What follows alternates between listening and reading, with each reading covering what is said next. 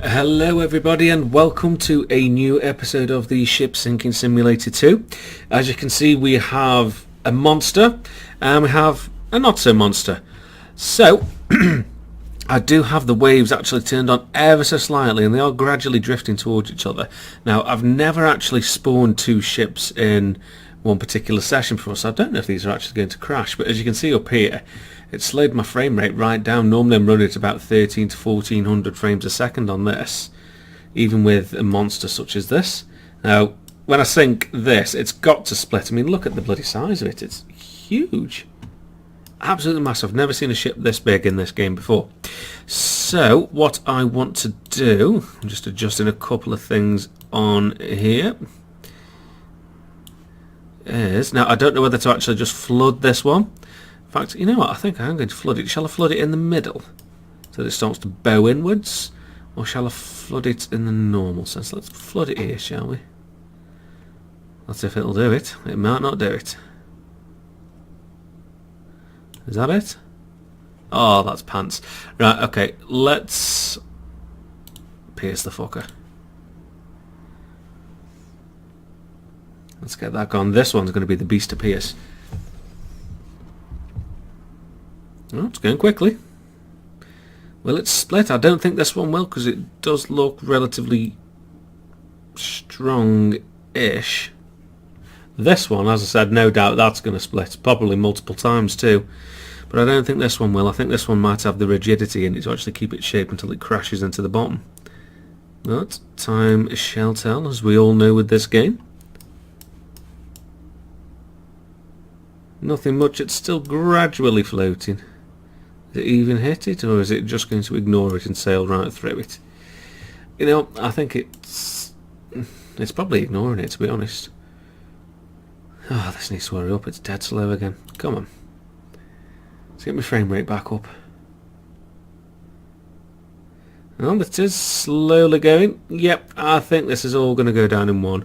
I'm going to turn my flood speed up a bit as well. And has it done anything? A little bit of an increase, nothing too drastic.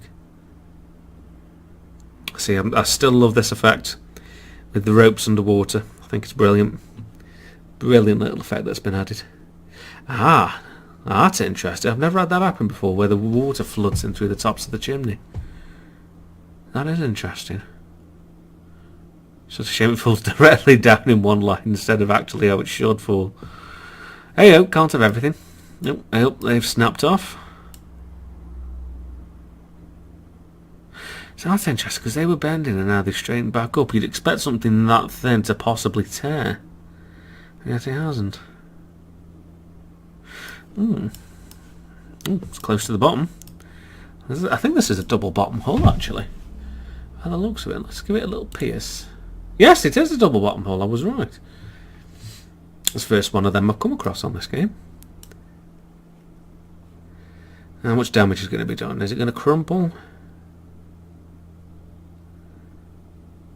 Yes, it held up valiantly for a short amount of time, but it's no match against an ocean floor, is it? No, it looks like it's just sinking straight into the bloody mud.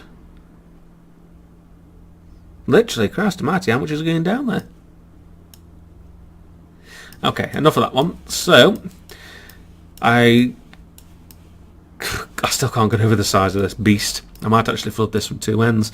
So on my little box here, this is the ship that I selected, the USE UT. Now, not quite sure what it actually stands for. So either way, it's a beast. So let's flood it here. And let's flood it at the same angle here. Let's obviously zoom out because it's such a beast. And you know what? I think this end is going to go down quicker. Yeah, I think it will. I think this will just flood gently all the way up. Get me words right. All the way up here. Unless I intervene. Oh, no, we've stalled. Okay, let's punch another one in there. Oh, wow. Okay, that's going down quicker than I anticipated there. As it is here. Okay, so where's going to split first? Where do you reckon? I reckon it's going to split about here.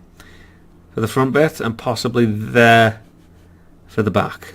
And forgive my nautical terminology. Oh, I was so close! Oh, got that one right. I think that one I don't know whether it was a stack or two off. I've already forgotten. Oh well.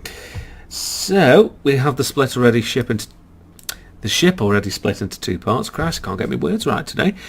Now look at the final damage to this. It's eaten a good third of the ship on impact, which is quite surprising. I'm going to have to pinch that off because it's irritating me.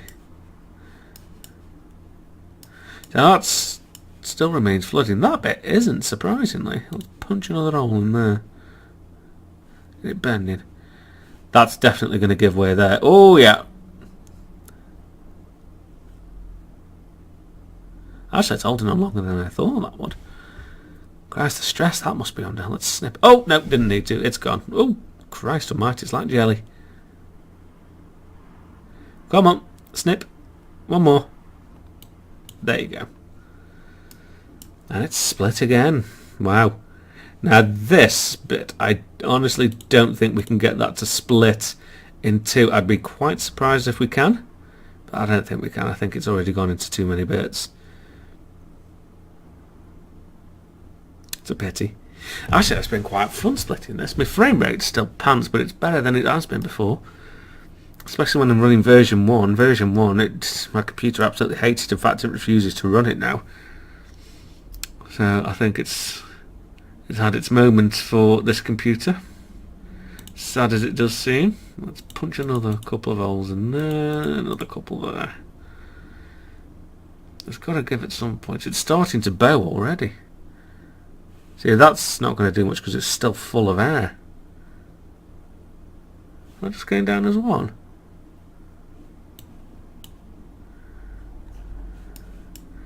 Give it a saggy bottom. Eh, why not? Bit of slack. You know, it actually springs an interesting topic to mind. Do you think of a ship of that size? I mean, obviously we have gigantic transport ships these days. Do you think if one did get a hole at either end, at the aft and the bow and the stern even, I'm trying to remember these nautical sayings here, do you think it would split? Well, I think it would split given the size of it, but do you think it'd split into multiple parts like this one did if it was unaided?